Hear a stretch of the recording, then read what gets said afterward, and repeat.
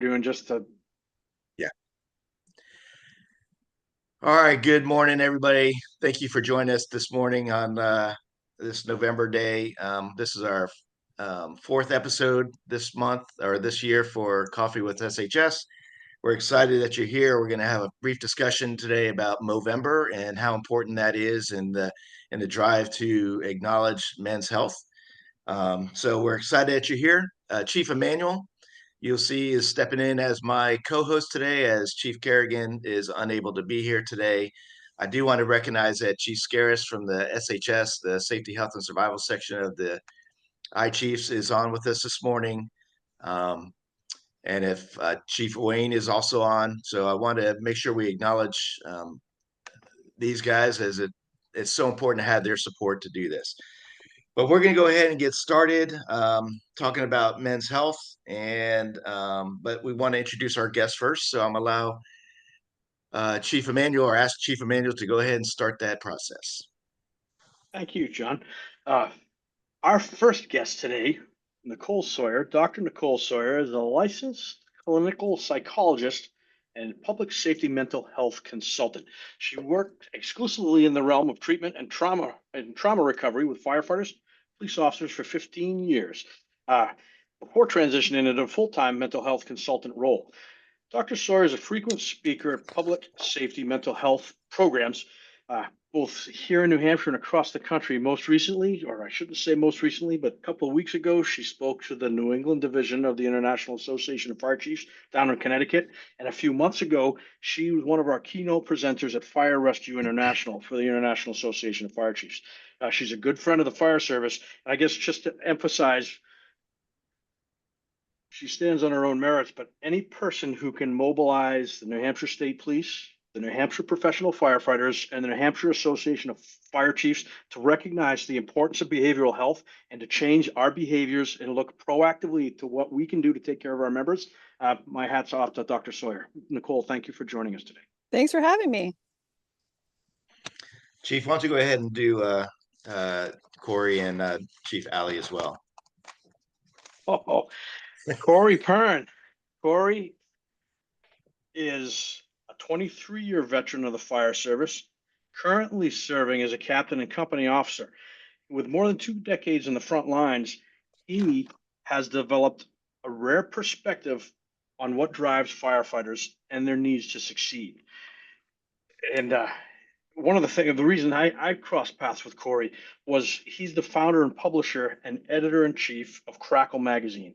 And if you haven't seen it, it's a groundbreaking platform that connects the science, culture, and the lived experiences of what we have in the firehouse with best management practices. And he's publishing it in a way that hasn't been seen before. So if you haven't dialed in, Google Crackle. One of us will put a link in the show notes. Uh, and he's a respected speaker and educator. He's learned a hard lessons with the rest of us. And my hats are off to this guy because uh, he's uh, he's happy to share that with a number of us. Share our failures to promote success and learned experiences. Corey, I'm grateful to have you with us today. Yeah, thank you very much. Chief Ali, Dina is coming to us as a battalion chief for the Raleigh, North Carolina Fire Department, which is right next to Durham, North Carolina, which again holds a special place in my heart. She is an expert on behavioral health and is currently aligned with the First Responder Center of Excellence, or FRCE. She holds a degree from North Carolina State and MPA from the University of North Carolina, and she's very focused. If you haven't heard her speak, I would encourage you to dial in. She is focused on the topic of firefighter suicide and what we can do to support each other and help us work through this. She's a graduate of the Executive Fire Officer Program at the National Fire Academy, and I understand she's also the author of a best-selling fire engineering book, Hope Out of Darkness: A Guide to First Responder Mental Wellness. And before the show started, Chief Ali said for people that are participating today, she will offer a discount code if you are interested in picking up a copy of her publication for you or for your station. And I will also put that in the notes. Dina, I'm glad to have you here with us today. Thank you. Chief Schmidt. Thanks, Chief. Thanks, Chief, for the introductions. I just want to let everyone know two things. One, if you have a question throughout the presentation today or the conversation today, please add it to the chat box. It's going to be much easier for us to address those in the chat box than to try to allow everyone to open up and ask your question. And secondly, Taylor has just placed links to both Crackle and Chief Ali's book. So it's in the chat box right now, so you can get to it and order it and order both. Get Crackle and get Chief's book. So we're going to go ahead and talk about Movember. you know, Taylor told us that a couple folks who tried to register for the class actually sent her not a class this session sent her a note about, hey, did you misspell November? And no, we intentionally put it like that. So we want to talk about this trend, this movement called Movember. I try to do a little bit of research on Movember. What I could find is it started in 2003. A couple of guys in Australia were having a discussion about, hey, how come the mustache is kind of going away? How can we bring that mustache back? So they kind of challenged some of their buddies to bring their mustache back, and one of their buddies' mom was raising some funds for breast cancer awareness. And so as it goes over time, they started trying to raise funds to make awareness of men's health. And the predominant factors that they were wanting to push were prostate cancer, testicular cancer, men's mental health, and now they're talking about the inactivity of firefighters or of men, not just firefighters. But we're going to kind of focus in the firefighter realm since the majority of us are firefighters here or retired firefighters. So we want to have that conversation. We're excited to see how that has grown. I'm excited to see how it's grown. The departments I've been a part of, Movember has kind of continued to grow. The last department I was a part of, the union did a big event every year, and they had a big time of raising money, and they could donate it to the different men's groups um, that are sponsored by Movember in that movement, which is now gone worldwide. It's not just in Australia event, it's a worldwide event. So it's exciting to kind of have that conversation. But it's, the reason why they started this was to bring awareness to men's health. And so we thought it was appropriate to bring that conversation here on in this forum with Coffee with SHS. So we're going to go ahead and start having that conversation.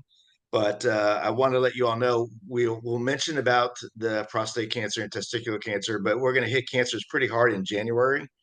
So look forward to having a conversation about the Firefighter Cancer Awareness Month of January. So we'll have that conversation then. We're going to focus mostly today on the mental wellness and the impact of inactivity among firefighters or men in the fire service. So that's where we're going to kind of go with this. So as we kind of open that up, let's go ahead and who wants to start? Don't jump. Corey, you want to go ahead and start, and since you're the only male of the three guests that we have today, so Sure. because Yeah. we have to listen to the women. Yes. Yeah, absolutely. What I know is, Movember has really one of their hurdles now is that they've done a really good job in the Movember. So a lot of organizations think that they are just raising funds 1 month of the year.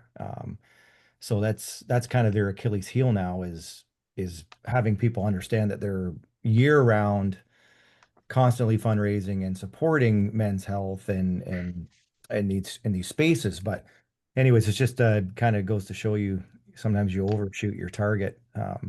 So they're actually retracting.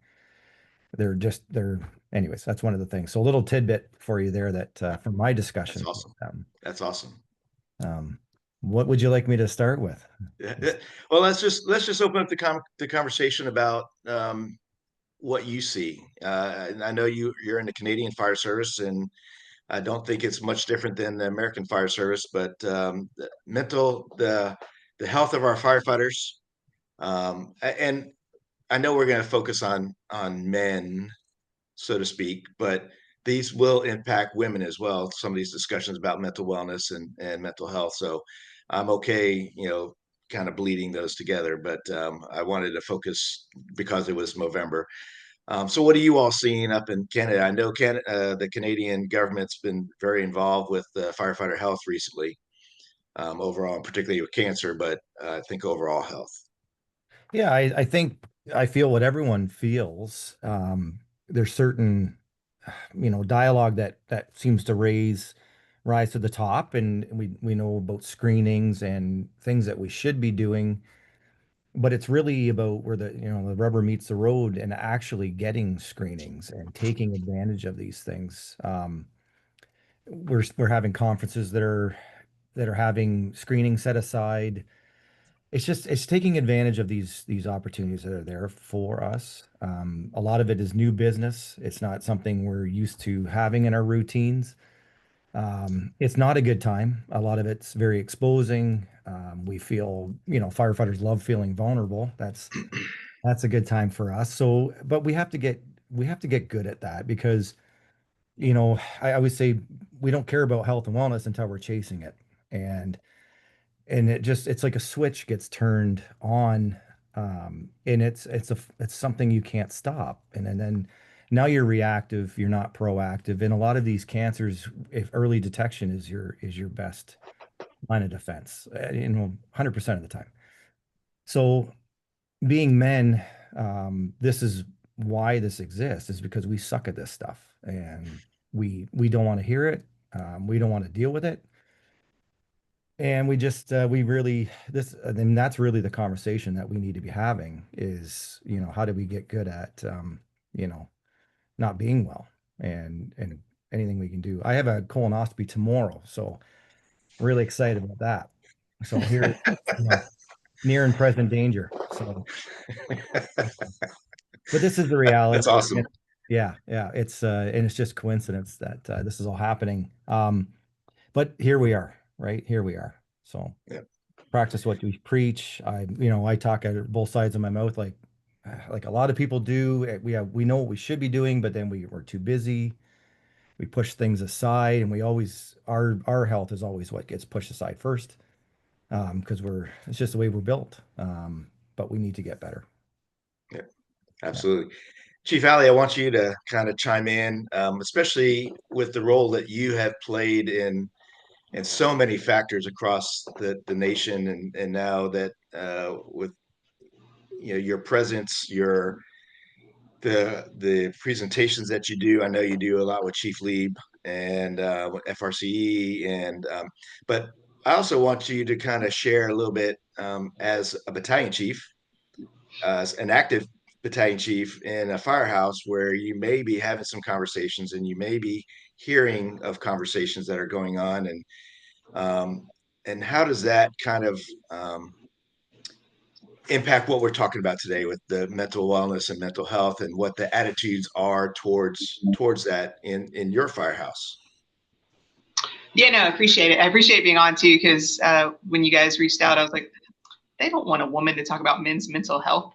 But something that I know, and I think Dr. Sawyer will like echo, is it's not that our mental health is any different. It's just sometimes it's more socially acceptable. And we know women have emotions and can talk about the emotions. Well, now we know that men also have emotions. They just historically haven't felt safe expressing those emotions. But as a woman in the fire service, when you're part of like less than 3%, you you also start to behave just like a male would, because you don't want to be the weak one. So not saying I get it, but I get it. But I'll share a story that kind of resonated. It just happened last week. I'm actually at a new firehouse, and it's two companies, and it's in a rough part of town, and they're busy companies, and the guys on the trucks are like really good firefighters. And so they're not the kind of people that I feel safe in a new environment saying, yeah, I'm the mental health person. Let's talk about our feelings. But just ironically, we were sitting out in the bay, and one of the guys who's a senior, member, and somebody who just seems really tough shared an experience, and he brought up during the protests and riots we had in 2020 that as a department, he didn't feel that we were completely prepared. And they actually had a situation with one of the downtown trucks got surrounded, people threw bottles at the truck, and it was scary. And he went home, and like that was the first time he realized, like, man, I might not make it home, and it's not just the things we think it is. And he said that when he came back, he brought it up and asked department leadership, hey, what are we doing to address this? And he felt like they didn't understand exactly what he was crying or what he was asking. And he said later he went home and cried. And that hit me because I would have, never guessed that he would admit that or say that. And I appreciate him saying it to me. But two things hit me with that. Number one, it reminded me we can't ever judge books by their cover. In the years I've been doing this, I've seen a lot of people who you wouldn't expect to share their vulnerability, share only to realize like we're all in this together. Like it is human to have feelings and experiences that rock us. But then another piece that hit me from that was what really bothered him was he felt like what he asked was almost dismissed. And it reminded me as a battalion chief and a leader, even when I don't have the answers, when somebody comes to me, don't be so quick to dismiss or don't be so quick to assume one thing. Like we have to take everything that people bring us really seriously and make sure that, we find a way to convey when communicating that we do take it serious. And we have to leave that space for somebody who may be struggling to be able to admit that and talk about it. And so, just over the years, one of the greatest lessons I've learned, one of the greatest things I've seen is just the power of modeling our vulnerability. Definitely, like if you're a book nerd like I am and you read any of Brene Brown's work, and I see Dr. Sawyer smiling, she reminds us not to floodlight. Basically meaning like when we say be vulnerable, I don't mean walk in and say, hey guys, my whole world's falling apart, let's talk about it, and constantly floodlight everybody with your drama. But when you are going through a difficult time and you're having difficulty navigating it, or if you have been through a difficult time, don't be afraid to share that. Because it's amazing how many other people around you have the exact same experience and are holding it in, and they're just waiting for somebody to give permission to talk about it. I love what you said, Chief Ali, as in terms of the permission as well. I think recently we've started, as you said, even in the beginning, we've started to give permission to men to have these feelings that they've of course always had but weren't allowed to express. And that's amazing, right? We've made huge strides in that way. But where we're still lagging behind is that we give people permission to express themselves, but what we haven't done is provided them a vocabulary or a language or a context for these emotions, right? And a lot of that comes from our upbringing. As much as we can talk about the progress, even in the way that we raise our kids, in terms of, supporting and embracing emotional expression. I mean, my gosh, schools have, they have like classes now that help them label emotions, right? It's amazing if you check in on an elementary school. But the reality is when we're looking at adults right now in the service and we're saying to them, hey, you're allowed to feel this way, you're allowed to talk about it. And they say, yeah, that's great, but I wouldn't even know how to begin to talk about it. I don't have the words for it. I don't know what it means to feel these feelings. When I feel like I need to cry, it just shuts off. It just turns off. I don't know how many times people would tell me, I want to cry. It's right there, but I don't know how to let it go. I've spent the last 35 years of my life shutting it down every time that feeling came up. So how am I supposed to suddenly be willing to turn the faucet on? I don't know if I turn it on, if I'm going to be able to turn it off, right? So all these fears come up around expressing emotions that we finally have permission to express, but we don't necessarily have the skills and the context to do it in a way that we feel safe. Nicole, let me just ask you one more question on that one, because what you just said about people not having the words to express them. On the flip side of that, I want to know what I need to listen for and what words do I use when somebody dumps their backpack on the table, because it's really easy for a fire officer or a fire chief or a senior firefighter to say, what just happened, or what do I do? Because if you use the wrong vocabulary, it could really push you somewhere where you don't want to be.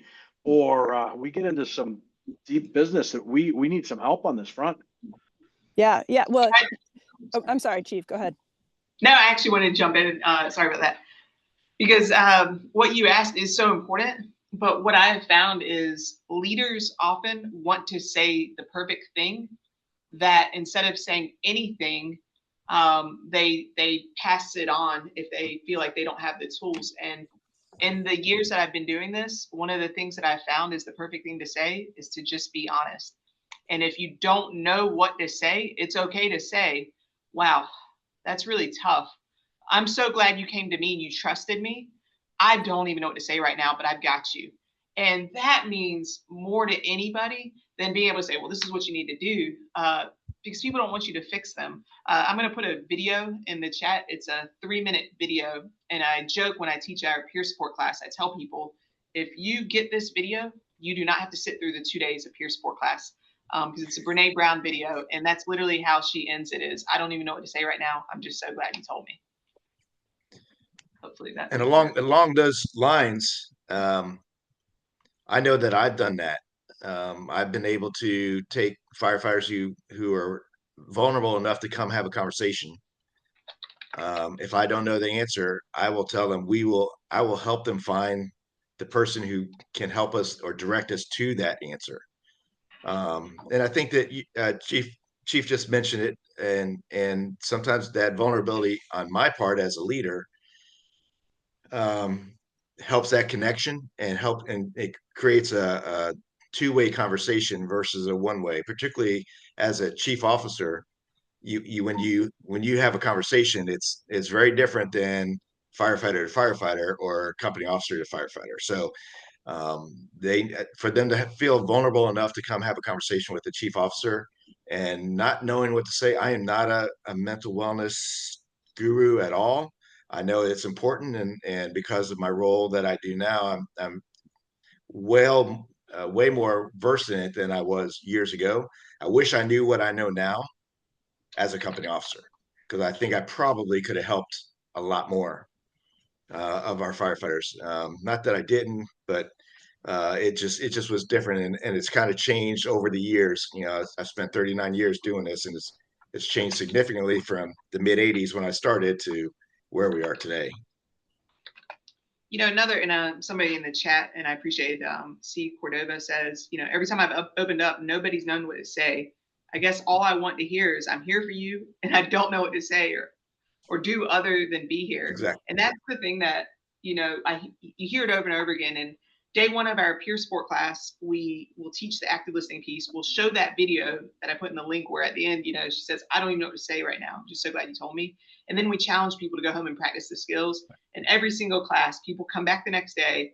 And there's always one that says, me and my spouse we've been going back and forth over this issue, and we've been just beating our heads back and forth. And I did that, and I told them, I don't know what to say. I'm just happy to be here. And all of a sudden they were relieved. And it's just a reminder, we can't fix anybody. None of us, even Dr. Sawyer, she's not trained to fix people. The most we can do is support people, share resources, and let them fix themselves. And, I'm not a psychologist, so I don't want to step out of my bounds. But from what I understand in psychology is how people fix themselves is they have agency. And agency means you feel empowered to take the steps that you need to take to heal yourself. So none of us should ever put pressure on ourselves to fix somebody, or, what worked for me isn't going to work for you. But all people need is to know that they're not alone, and to know that their feelings are valid, and their experience is valid, and that you're there for them. And, big thing that I'm reminded of is when people come to you, that's trust, and that's huge. And if you hot potato them immediately because you don't feel equipped, you've destroyed a big piece of trust, and they may not open up again. So even if you don't know what to say, always thank somebody who's come to you, because they trust you, and you should show gratitude to them for that. Because it's big. I think all of us, me and Corey have talked, we've all struggled. And when we're in excuse my language, when we're in the shit, it really sucks, and it's really scary. And all we want sometimes is to be able to like talk to somebody. Yeah, I get Well, it. and reinforcing the fact that recovery is likely. It's not just possible, it's also likely, right? It's the most likely outcome when we reach out and get some help. But I think generationally, we have to also acknowledge that we're looking at a fire service right now that is made up of people towards the tail end of their careers who came on when this was not a topic that would be discussed. And they were raised by firefighters ahead of them, or even their own family members who served, that this was not a topic that you discussed. And they're serving the same departments with new generation firefighters coming in who have been in therapy since they were 11. And that's just been a normal part of their upbringing, right? And so that huge disparity in what it means to ask for help, to communicate what you're dealing with, to reach out for supports. When you have a senior person coming into your office saying that they need help, well, that's the wheels are probably coming off the bus at that point. But if you've got a newer firefighter coming in and saying, hey, I'm having a tough time with this, you probably are in a different position of being able to provide that person resources that are going to support them for the rest of their career. We also have to acknowledge the difference in our interpretation of when do we raise the flag and say, I need help here. Well, that depends a good deal on where you're coming from and what your history is and how you perceive help seeking.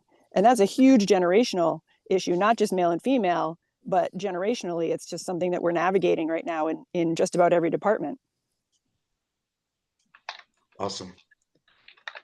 Corey, do you have something you wanted to add to that?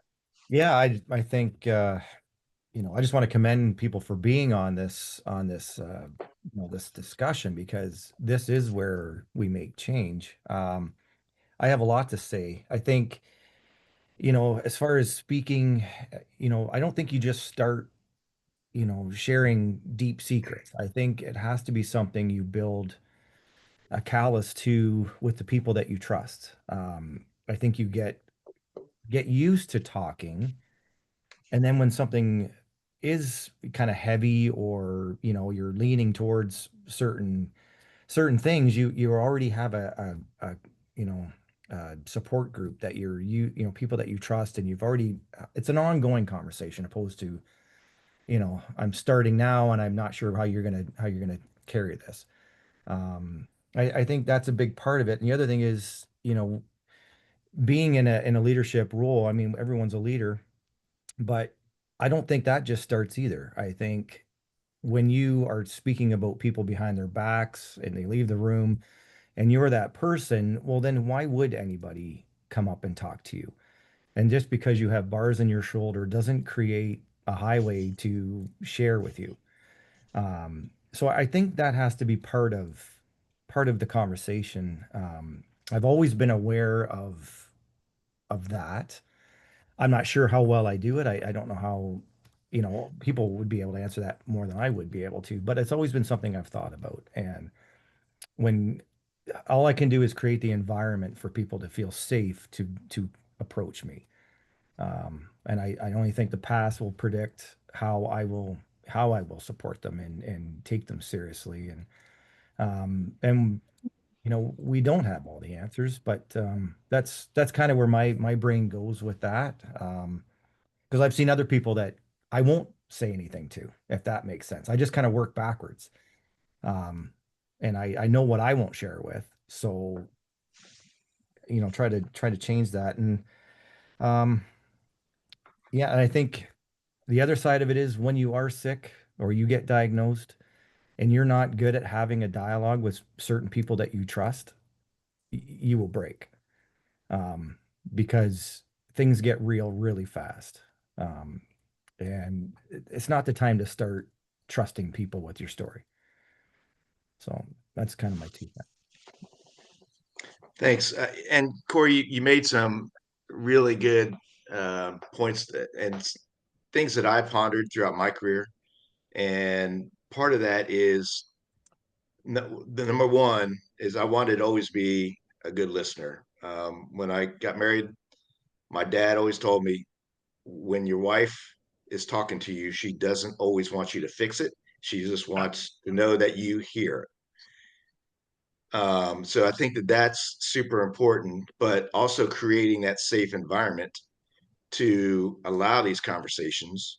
I can remember very vividly being a company officer at a house where we had two companies, and at the dinner table, kitchen table, which is why we talk about this show being around the big kitchen table, is we had some very raw conversations, and I wouldn't always advise having these types of conversations for mental wellness and mental health at the kitchen table when everybody can chime in. But sometimes it happens organically, and being uh, uh, strong enough to say, we don't have this answer, but sometimes that is very good conversation, and that's that first step in helping to start that healing process. It's not necessarily going to heal, but it's definitely the beginning of that process. So I appreciate those. Mr.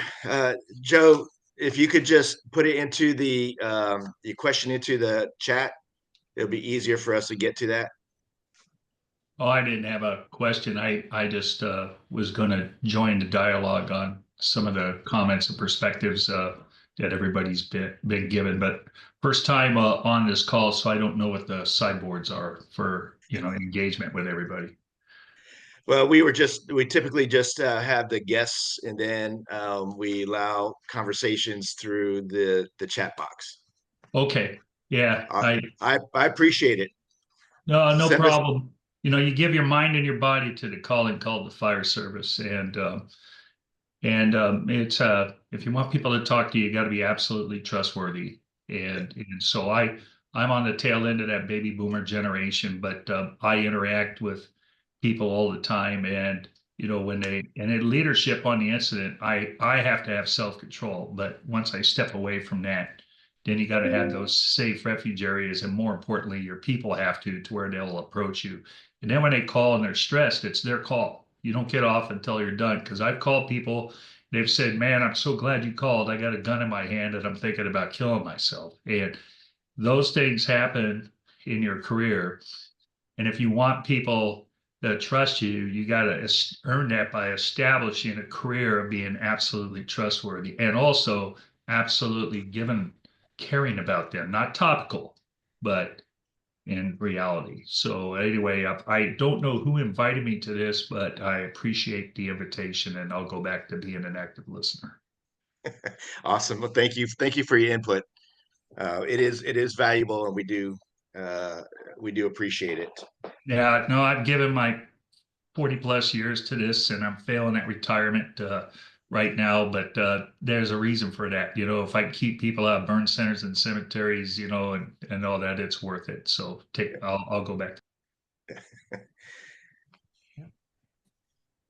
Dr. Sawyer, did you have more? I thought that you had something that you would going to add to all that. Not that wasn't already covered, but I think the chief's comments about trust is,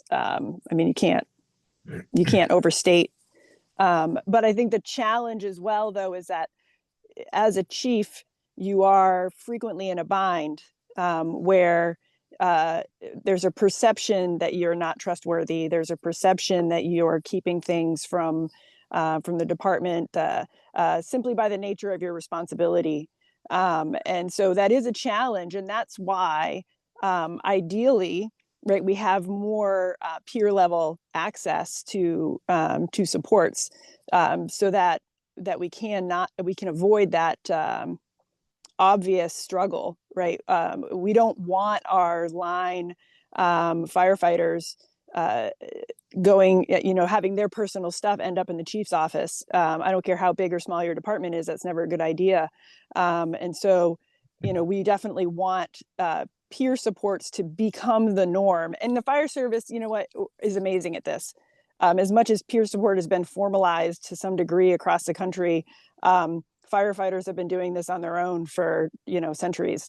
That's, the beauty of the kitchen table, as you mentioned. That's the beauty of the camaraderie of living together. Peer support has been sort of the go-to. We're just now trying to pull it out of the bar, and we're putting it, with a coffee cup and a couch. But the peer aspect of supporting each other has always been a strength of the fire service.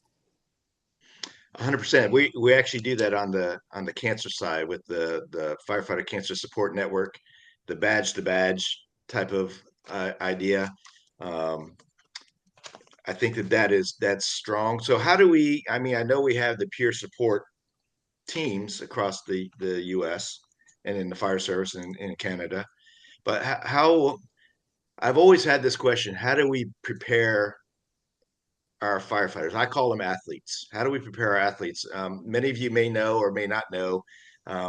Brandon Geyer played for Tampa Bay Rays, and then he played in Cleveland for a little bit. Now he's a retired Major League Baseball player. He has a company called MLM, Major League Mindset, where he works with athletes on preparing their minds for practice. The good stuff in practice, the failures in practice, the good stuff in the game, the bad stuff in the game. How do you get over it? How do you move past it? I've had a couple conversations with him to try to bring some of that into the fire service, because he actually has a training program. He invites athletes, and he works with young kids all the way up to professional athletes. And I think, again, I'm not in the mental wellness world really, but I think that there's got to be some place for some mental wellness training. And what does that look like? As an athlete, when I played collegiate, we had our psych professor come spend time with us as a team and as individual athletes, going pretty much doing the same stuff that Brandon Geyer's doing now. So what does that look like? I know you guys are a little bit more, Dr. Sawyer and Chief Ali, a little bit more probably in tune with something like that, but I don't hear much about that. I usually hear it's reactive. In the mental wellness world, it's more reactive than it is proactive. Am I wrong? Am I missing something somewhere? No, you're not wrong. I think historically, the fire service specifically, well, not just fire service, I mean, law enforcement as well, EMS, it's always been reactive. It started with, developing CISD, critical incident stress management. And if you ran a bad call, we'll come together and talk about it. And so we put our focus a lot on incidents and then post, incident debriefing and whatnot. And there was always very little talk on the idea of resilience or what we can do ahead of it. But you're absolutely right. And even Simon Sinek always, when he talks, he says he doesn't like mental health. He likes mental fitness, because we should talk about it in that term, mental fitness, because, throughout life, you're going to have moments, where your health isn't great. But we should constantly be focusing on our mental fitness. And something that I have put a lot of focus on recently, and I love the idea of and understanding of, is understanding heart rate variability. And I know it sounds like super complicated, and I'm going to go down some rabbit hole, but I promise I'm not. But heart rate variability is the only biomarker we know of today that can predict resilience. And the athletic community really learned how to tap into heart rate variability to determine when they could push their athletes further or when their athletes may need to rest. And so what we know today is if you have a low heart rate variability, you need to rest. If you have a low heart rate variability, you don't rest, you could subject yourself to injury. If you have high heart rate variability, you can withstand a lot more. So we have to recognize when we do and when we don't, and then we have to understand how to increase and reduce our heart rate variability. And the best way to have higher heart rate variability is to get good sleep, to do anything that puts your body in parasympathetic nervous system. So with that knowledge, we've got to be more proactive about getting sleep, be more proactive about practicing mindfulness and gratitude, learning ways to slow yourself down. And one of my favorite things, and I think we almost need to give permission to the entire fire service, is understanding that play is important. Rest and play is super important. That if you don't give yourself time for rest and play, you won't thrive. And an analogy that I really appreciate is play and work are very synergetic. They work together, just like when you're looking at the strength of a truss, and you're looking at tension and compression. If you have too much of one, it's going to fail. If you're missing the other, it's going to fail. So play and rest, very similarly on humans, is if it's all work, you're going to fail. Of course, we know if it's all play, you're going to fail. So yeah, mental fitness is real, but we're very stubborn. I mean, we've been talking about sleep for years. Corey's had several articles on sleep, and you still will speak to a group of first responders and, gauge, how many of them are sleeping, at least 7 hours a night, no hands go up, at least 6 hours a night, no hands go up. When you get to 5 hours, it's when people finally start to raise their hands. Well, a lot of people don't realize your last 2 hours of sleep processes memories and stores those memories. It's inbuilt therapy. It is free therapy that God gifted us with, but you actually have to do it. So no, great question. And I'll just plug my book twice and then turn it over to Nicole, because the whole middle part of my book is dedicated to mental fitness and building your resiliency. I mean, each chapter is something, from humor and play to mindfulness to even psychological safety. And I love that Corey brought up the idea of, if you run your mouth, people won't trust you. Because there's been so much talk about psychological safety in the first responder community and how to build it. And we get kind of stuck on how to build it. But what was really fascinating is there's one thing that will destroy it. And if you have this present in your organization, it means you don't have psychological safety, and that's gossip. The more gossip that exists, the less psychological safety you have. So in all arenas, we've got to learn to stop talking about people, especially when they're not there. And us talking about them isn't going to help them in any way whatsoever. And then Dr. Sawyer did mention emotions. And it's not enough to be able to feel our emotions and say we're struggling. More than that, we have to communicate what we're feeling. And I, like so many others, only knew 3 words in terms of emotions. I knew I was happy, I knew I was sad, and I knew I was angry. Beyond that, I could not tell you what I was feeling. I read this book, Dr. Kinsler, Permission to Feel. It sounds super cheesy, super corny, fantastic book. And, he talked about, emotions, and then Dr. Brown, took it a step further. So in my book, I stole everything that they wrote, and then I wrote it in firefighter language. There's actually a chapter where I define about 60 emotions and explain. Because what a lot of people don't realize, sometimes we're told anger is a bad emotion. If you have anger, there's something wrong with you. You need to stop it. But that's not true. There are no bad emotions. Emotions are signs and symptoms. And when you have anger, and a lot of men, and this kind of matches with men's mental health, a lot of men, when they're depressed, they're not sad, they're angry. Anger is telling you something. We've got to learn to, when we're feeling something, and no matter what it is, even if you can't name it quite yet, figure out what you're feeling, because that is a symptom telling you that you need to do something. Not ignore it, but you need to respond. And if you watch animals, if you watch children, they express their emotions really quickly, and then they return to baseline. And adults can do the same thing. An emotion has a 90-second life if you allow yourself to feel it, if you allow yourself to process it and move through it and speak it. All right, I'll turn it back over to Dr. Sawyer. All good stuff. Yeah, I'm really glad that you brought up anger. Actually, I love talking about anger, because anger is such an important emotion, and it's vilified so frequently, but it's also one of the only emotions that we, specifically focusing on men's health, is one of the only emotions that we sort of repeatedly validate for men. Even feeling excessively joyful or happy sort of gets squashed. You're supposed to exist in this very narrow sliver of emotion. And yet anger is one that, no matter what the level of expression of anger, lots of times, particularly in the fire service, we all find a way to shrug it off and sort of accept it as just being, part of the culture, to be irritable and grumpy and shitty to each other.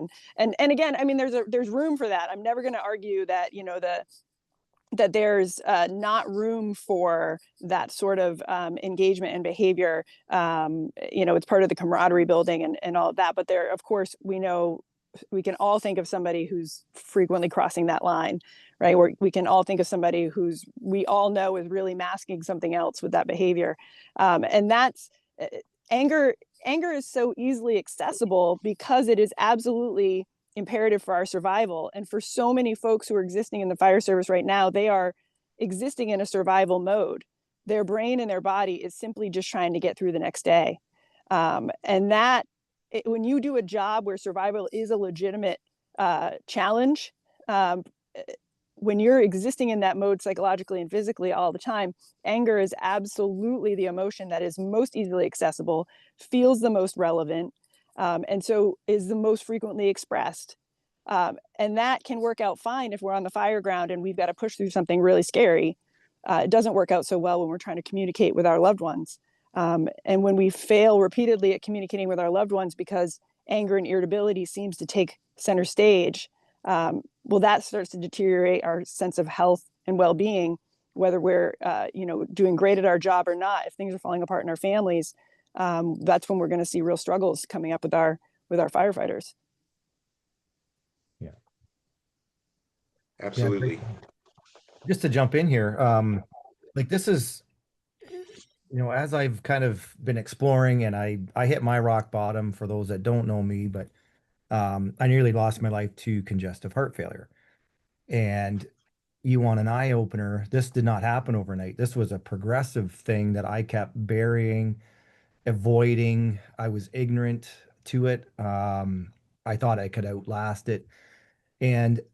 But my point is that we feel everything. We're firefighters and in this profession because we have these emotions. We do care and we forget that we're people first. And this was kind of my rude awakening was figuring out that I had the tools and I'm doing the right things. I want to be a firefighter. I love this job, but I was overbuilt for this job.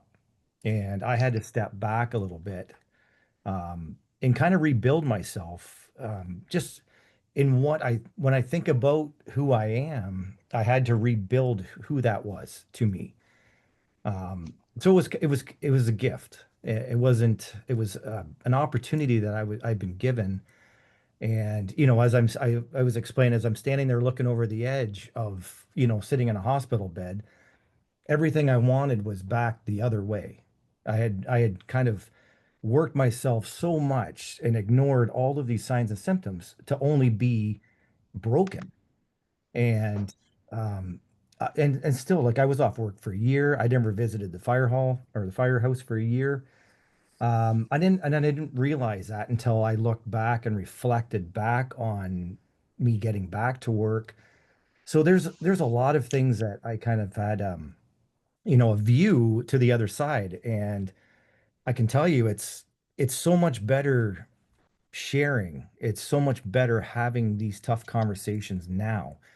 I'm really good at it because honestly, I've hit that rock bottom. I have nothing to lose now. I've been cardio inverted, said goodbye to my kids twice without them knowing, because we're risk of blood clots and how I had left things so long.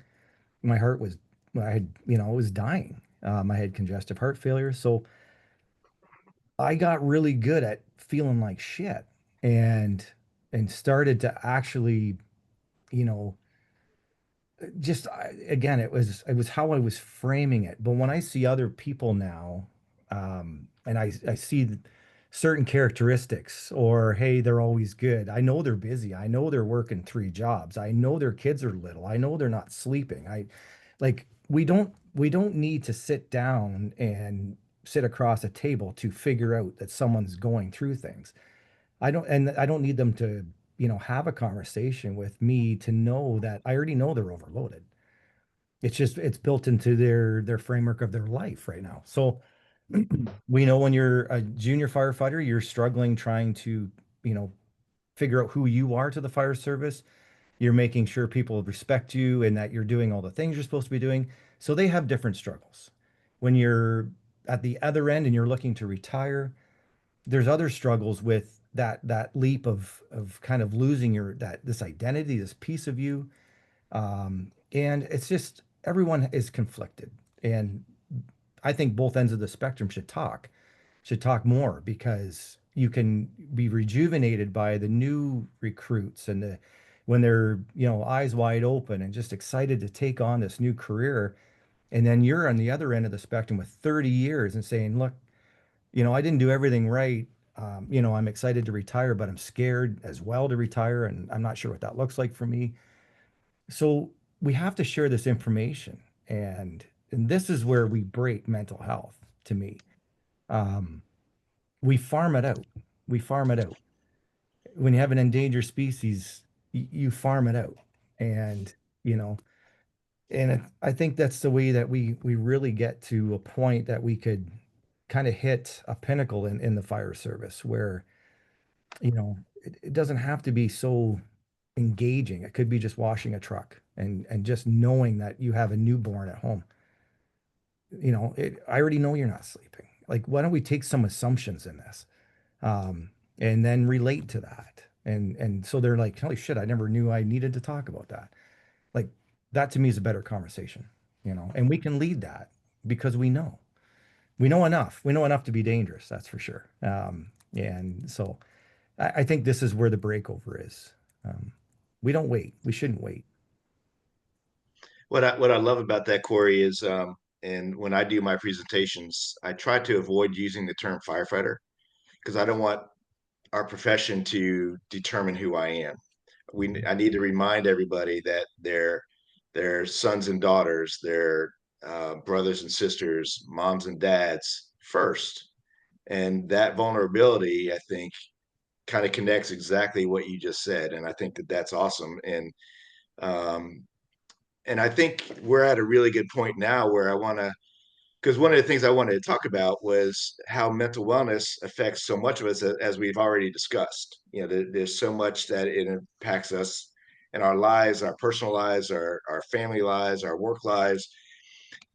But the other, one of the other things I wanted to kind of the road I want to go down with this Movember theme is about the physical aspects that mental wellness can cause, or both positive and or negative. So I know Dr. Sawyer, in one of our emails back and forth, you were kind of indicating that this is important to you. So why don't we go ahead and start with you on that kind of aspect? Oh, absolutely. I mean, I think in particularly when we talk about men's health, the connection between the way that they feel when they look at themselves in the mirror is huge, in the connection that they feel about themselves emotionally. And that conversation gets had about women all the time, right? There's a constant conversation about how women feel about their appearance and how much that affects their self-esteem, and how the media influences that and whatnot. But that is as much true for men as for women. They're just not as encouraged to talk about it. It's not quite as public. But the reality is that we see a lot of folks over the course of their career find themselves struggling with their fitness, struggling with their weight. A lot of that is, a side effect of not sleeping as well as they should, not eating as well as they should, feeling weighed down by the stressors of the job and the stressors of life. And we find our fitness starts to slide to the wayside. And when that starts to happen and we're looking in the mirror and who we thought we were going to be as a firefighter, right? Who, which is, fit and strong and healthy and vigorous. And that's not what's reflected back to us. You can take all that emotional stuff that also comes with the job, and that finds those chinks in the armor when we're not feeling good about ourselves physically. That combination is imperative. And it doesn't matter which one you choose to fix first. If you start feeling better about yourself psychologically because you're starting to work on the things that are challenging you, the natural next step is that you will start finding more emotional space to go for a walk on that treadmill, to make a better choice about what you're going to eat. Or you can do the other. You can start focusing more on your diet and your exercise. And in doing that, you will start to feel better psychologically. You will start to feel better about yourself and your self-esteem. You'll start to see some of that depression that has sort of crept in over the years lift. So whichever one makes more sense for you, whichever one feels more tangible, that's the place to start. There is no magic starting line.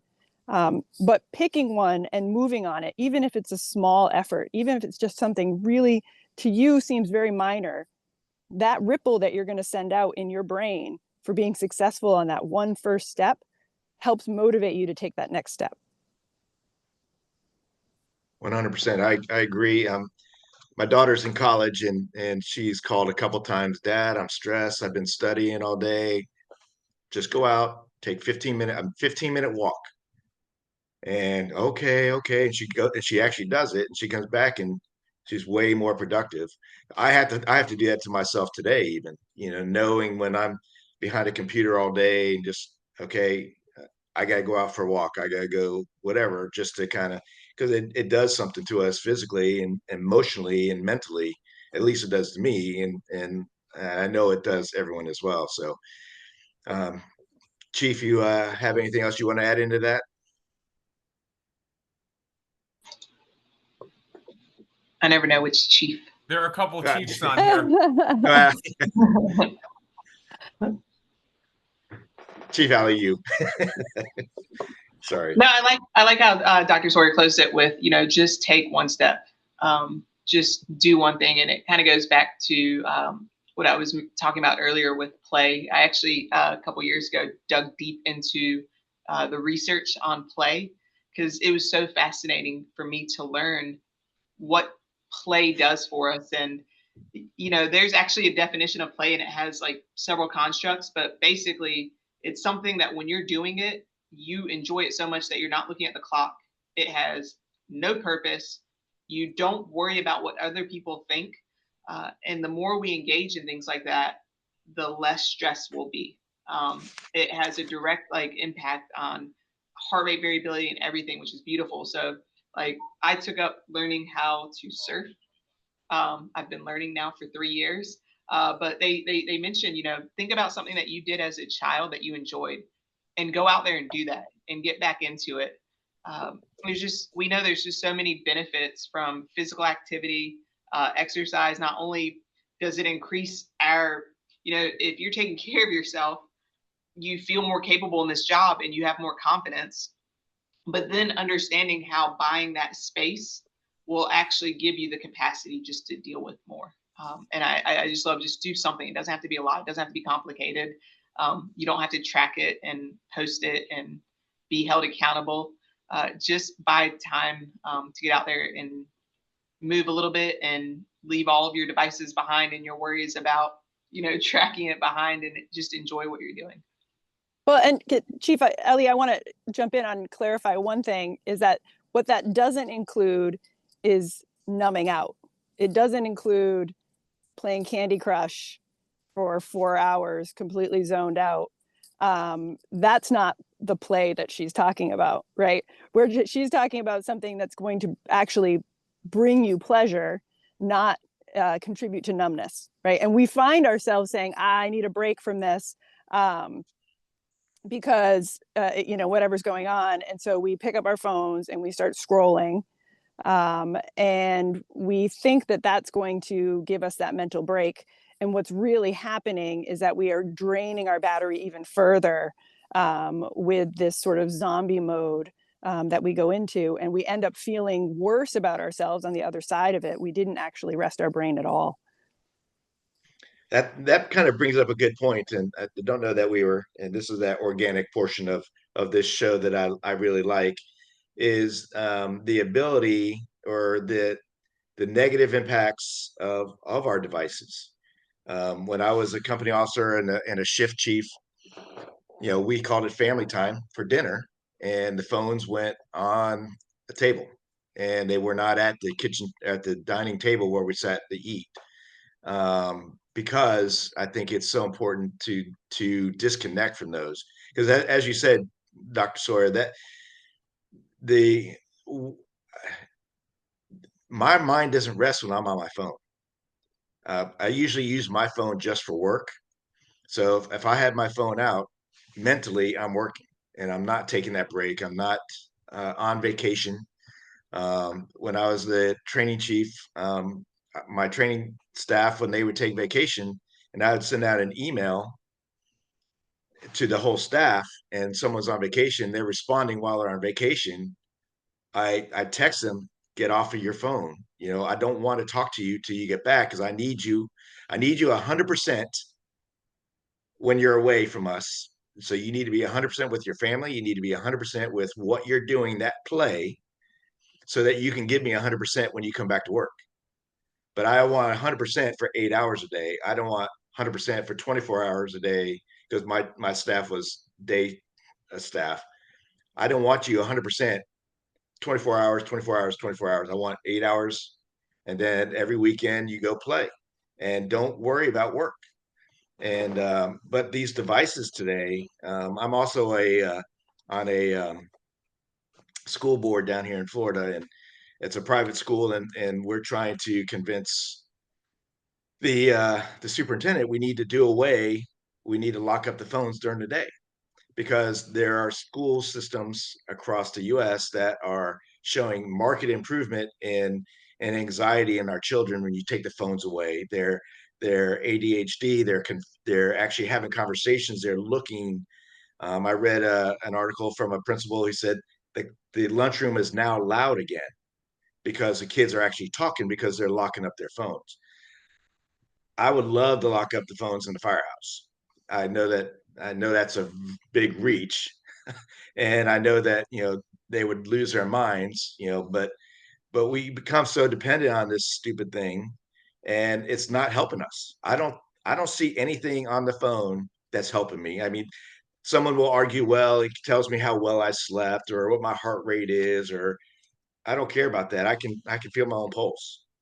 I know when I wake up, I understand that there are some positives to it, but what is from your practice, what are you seeing? And is there a connection to our devices negatively impacting us mentally? And are we able to document that? Are we able to quantify that in some way that we can work towards limiting that?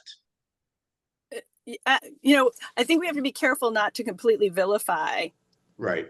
devices, right? I mean, that's very tone deaf if we try to do that in our stations, because they are a deeply impactful tool, particularly for some of the generations behind a few of us on this call.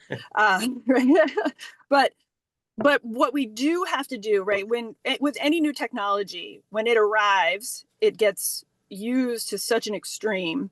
And what I think we'll find, and what we need to be encouraging, is moderation, learning appropriate use, how to use it for our benefit, and when it's time to break away, and finding that balance. And that balance, I think, is what the schools have found, is that when we take it out of the schools, we're encouraging social interaction.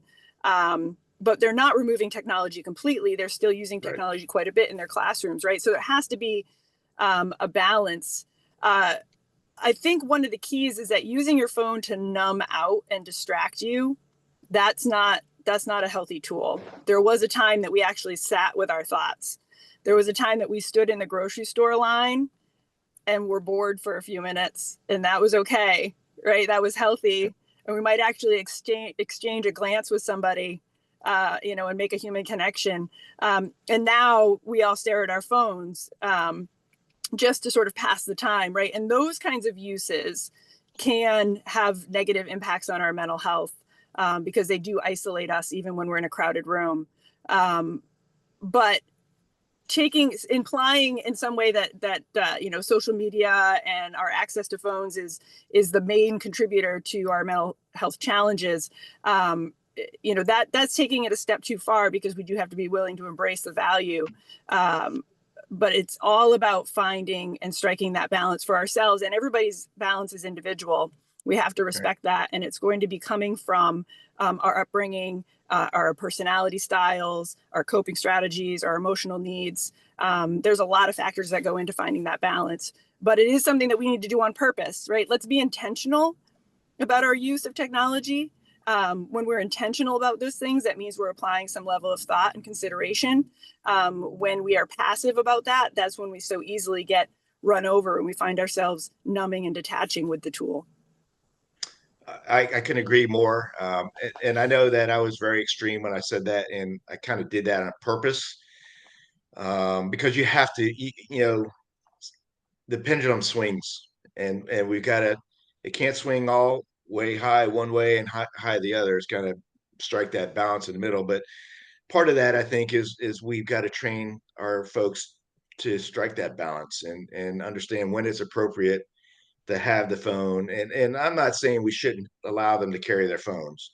I know some departments, there's some policies because of people taking photos and videos on scene, and then you start getting into some very iffy situations where an incident that is being documented probably shouldn't be documented, at least by a private or a firefighter, because you don't know what's going to happen to it and all that good stuff. But another thing I want to bring in, then I want to get Chief Alley and Corey to chime in as well. I just did a presentation at the Florida Fire Chiefs Safety and Health Conference in October, and I was also at the Fiero Conference in South Carolina for the station design, and there's so much emphasis today on individual bunk rooms. I love them for the sleep because I talk hard about sleep, how important sleep is, and being able to go into your bunk room and have the station tones go off for the truck that you're on, the apparatus that you're on tonight, so you can sleep when the other company's going out. But I don't think that we do a very good job in the fire service of keeping our firefighters engaged in person-to-person conversation, interaction, because we talk about the isolation.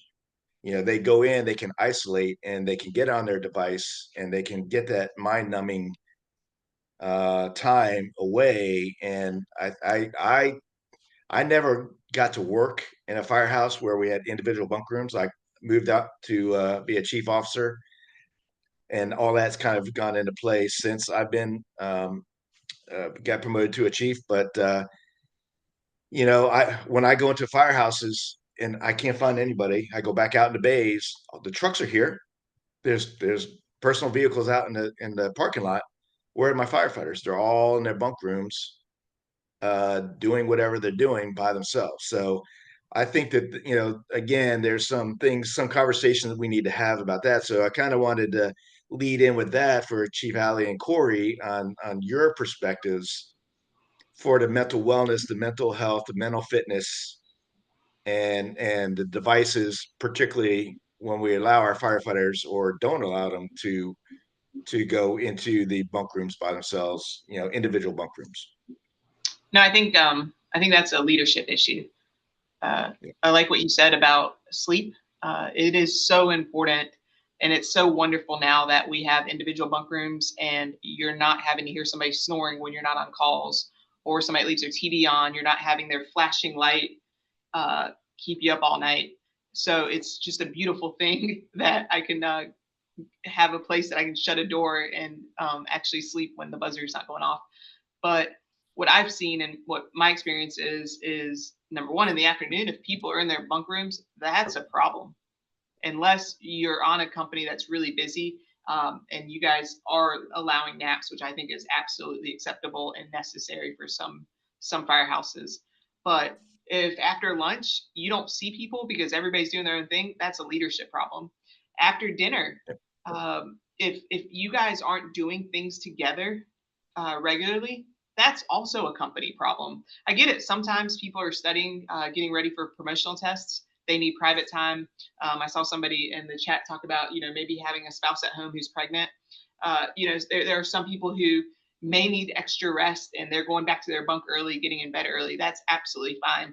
But the best firehouse environments that I've been around, they have family time after dinner, movies, games, whatnot. They have family time. It's not an everyday thing, but it's still an important thing. So yeah, if your crew separates and when there's not designated training, they're not together, there's something wrong with the leadership there, because that shouldn't be happening. Nobody joined the fire service to go hide in a cube until the call comes in. It means there's something going on with the community. Back to the phones, two practices that I incorporated that just helped me change my view on my phone and get a little space is, number one, when I wake up in the morning, the first thing I do isn't check my phone like it used to be. Because immediately I see things I have to do, see things I miss, see things I respond to, and I start my day off a little bit stressed. So first thing I do is I make a cup of coffee. I take time to get myself together. I try to buy in about 5 minutes to just sit down and drink that coffee and enjoy it, practice gratitude. I've learned so much recently about the value of gratitude that's become such an important practice in my morning. And then I'll look at my phone. So that space that I've bought in the morning is so valuable. It feels so good. I highly suggest that if you're somebody that wakes up and looks at your phone first thing, that maybe don't do that, and you'll see how wonderful it is. And then another thing is spending a little bit of time outside doing something without my phone, whether it's a walk. I have a skateboard that has a brake on it. Don't judge me. I love it. It's my favorite thing to do. I will go out and I will ride my brake board. That is my favorite thing to do. And I leave everything behind, and just being able to be out and hear the sounds, look at the views, feel the feels without that device or the music or the distractions, it's amazing. So I just highly suggest, if you don't buy time like that in your life, that you do it. You'll see the value of it, and you'll also see that it's okay to miss a text. It's okay to miss a call. It's okay to give yourself 15 minutes without your leash, unless you're waiting on an emergent call or whatnot. So That's awesome. Corey, your perspective. Yeah, it's not good. It's not good. I don't suggest starting a publication. That's it doesn't support any of these things. And I fight it every day. Just to go back, thinking about the fitness. The first thing to go when you're busy is your fitness, right? You start working longer. You're okay at 3 o'clock. I'm going to go work out, and then it's 5 o'clock, and you're not working out now because you're into other time. So that is one thing. Actually, this week I've noticed that I'm fighting this dad bod, and it's it's gravity's taken over, and all these things. So I've kind of made a mental note that I have to fight this, and it's days are shorter, so there's even more time to sit on a couch or do whatever, even though you should be doing everything else, that depression. And so, like, I had to make I'm trying right now to flip that script a little bit. We're all human, and I work my ass off, and I just got off duty this morning. Again, I have to fit in a workout today. That's just because I have to do better. And it's funny, when we get busy, the first thing we do is stop working out and maybe cut sleep. But if we just did fitness and sleep, everything else kind of falls back into place. And I don't know if it's human nature or what, but we just have to be smarter. And I have to do better, especially, just for work alone. I'm obligated to take care of myself, but also on that human interest side, it helps ground everything else we're doing. And if I can be busy, my whole point is not to do less. I talk about energy, I talk about, kind of breaking, but also I'm not saying don't do things. And you can do more if you just keep the cart behind the horse and understand that you have to fuel your machine. And you're part of a bigger system, bigger network, and you have different roles that you play. And that's a big, you don't get to do anything if you're not there. So you have to stay in the game. The other side, with the phones, being in the publication world, I need to think a lot. I need to be creative, which is one of the reasons why I love it so much. It checks a lot of boxes for me, and just creativity that I find firefighting doesn't check for me. But I have to get off my phone, and it's like, as soon as you're off your phone, all these ideas flood in. You can literally just feel it happen. And this is how we problem solve. Boredom is a good thing.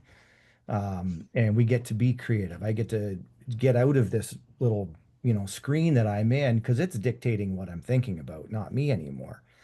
So it is a tool. I think I do like to go to, the nothing box and scroll for a minute, I guess.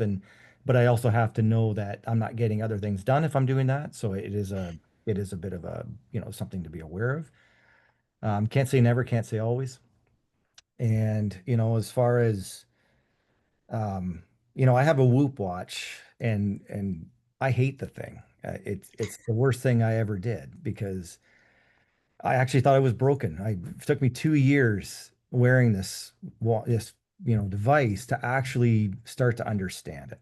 And again, I firefighters are really good at trying to manipulate and you know have things go our way because we're used to winning. And I couldn't win with this thing. I wasn't recovering where I thought I had a good night's sleep, thought I beat the game. I'd wake up, it was probably the worst sleep I've had all week. Um, it was kind of mind-boggling, and I thought it was broken opposed to me not doing it right. And this is my reality.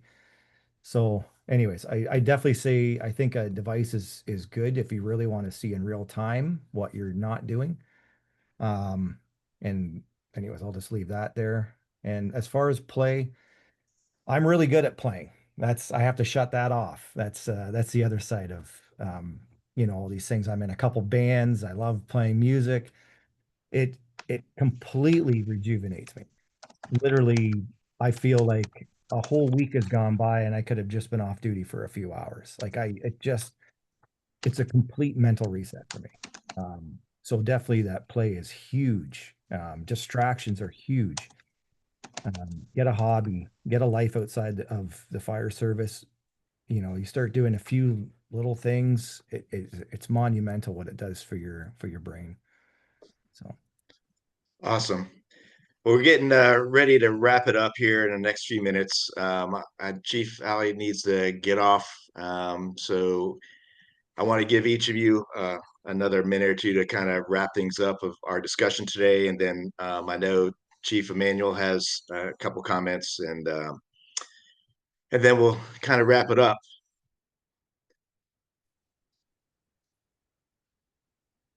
Chief Ali, if you want to go ahead and just kind of give a quick little wrap up, and I know you need to get. Yeah, no, I'm on duty. I asked for an hour. I didn't pay good enough attention to ask for an hour and a half off, which is all good. No, this is great. There was just so much conversation in so many different directions. And I know at times it can seem so overwhelming, like, oh, this is a lot. But what I constantly remind myself is just do one thing. Like, take one step forward. Just do one thing. If it is sleeping 30 minutes extra, if it is taking 5 minutes to enjoy a cup of coffee, if it is going for a 5-minute walk, all of that stuff is going to positively benefit your mental wellness. And we talked earlier, the power of vulnerability.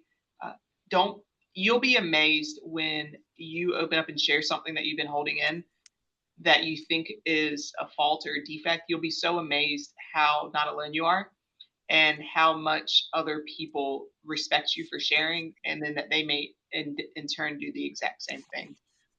So we don't have to overcomplicate this. The last thing I'll say before I jump off, sorry, because I've heard us kind of go around this a lot. I love peer support. I teach the 2-day peer support class. I help develop a peer support team. But I would do anything to get rid of peer support and just make us all do what we're supposed to do. And that is peer support. You don't have to be trained. You don't have to be specialized. You don't have to refer somebody. We can all provide peer support. Peer support is just being a good listener, understanding resources, and helping people to not feel alone.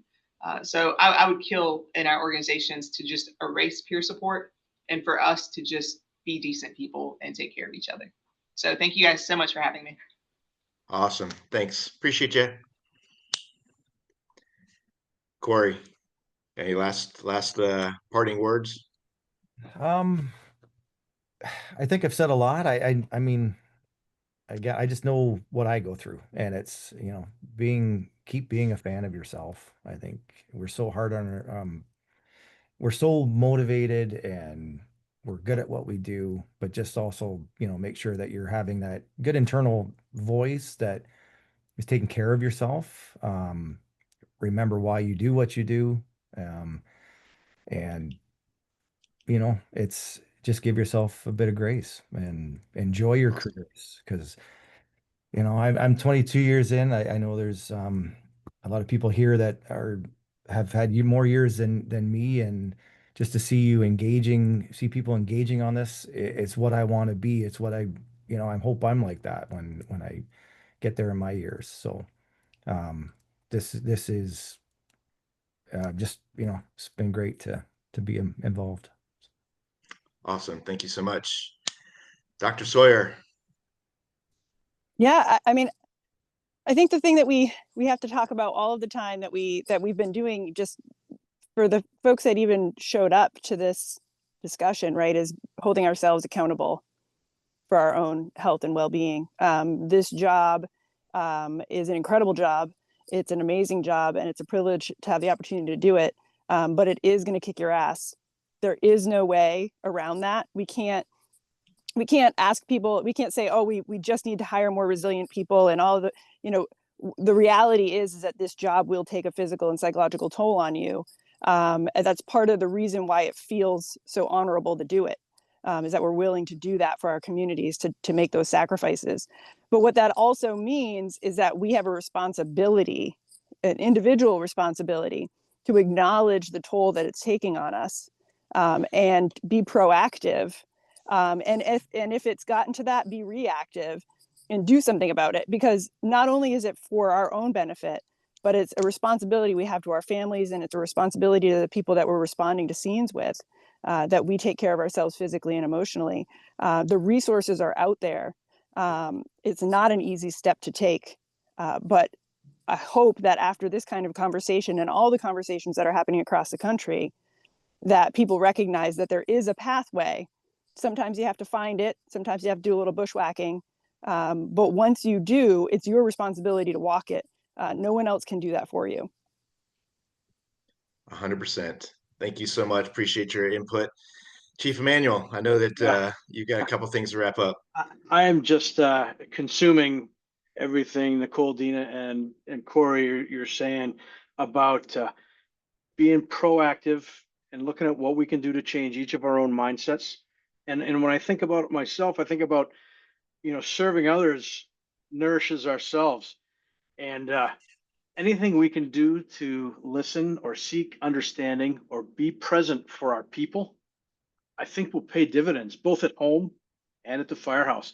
And that exercising kindness, compassion, and grace will support ourselves, because we're all human, and it helps us support the people around us, because it's 2025 is a new chapter for all of us. And I guess I think about some of the different.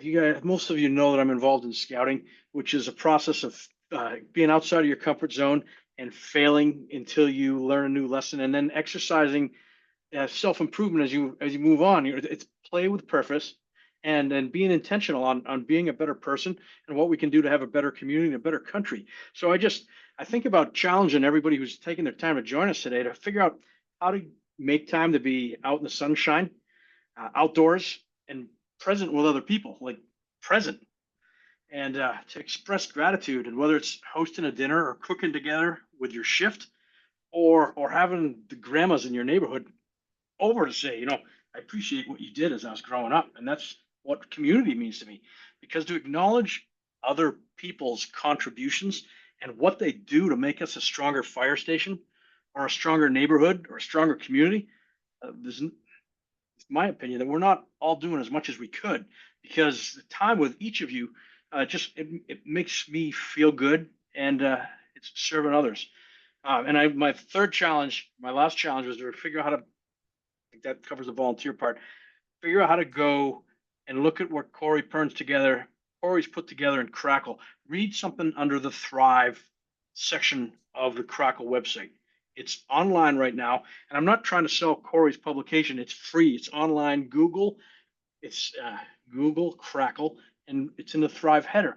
Read about what your sleep or encouraging your kids to sleep or talk about, or what we can each do. We can't change anybody else, but if each of us takes one step, we can invest in ourselves. We can have a better self, a better family, a better home, and better members. So when we come to work, I'm going to do the best. I'm going to be the best me I can today, and supporting the people, the men and women I work with, and our community. And Corey, Dina, and Nicole, thank you for joining us. John, thanks for putting the program together. And Taylor, thanks for running the back side of the safety, health, and survival section. And I'm grateful to be here with everybody today. I feel nourished. Awesome. I feel that way as well, Chief. This has been a great conversation, I think. And we probably, the reality is we could have spent another hour or more talking about all of this stuff. And it was very awesome. So as we wrap up, again, I want to reiterate, Chief Emmanuel, thank you to our guest today, Dr. Ali. I'm sorry, Chief Ali, Dr. Sawyer, and Captain Pern from Crackle. And Chief, I appreciate you being a co-host today.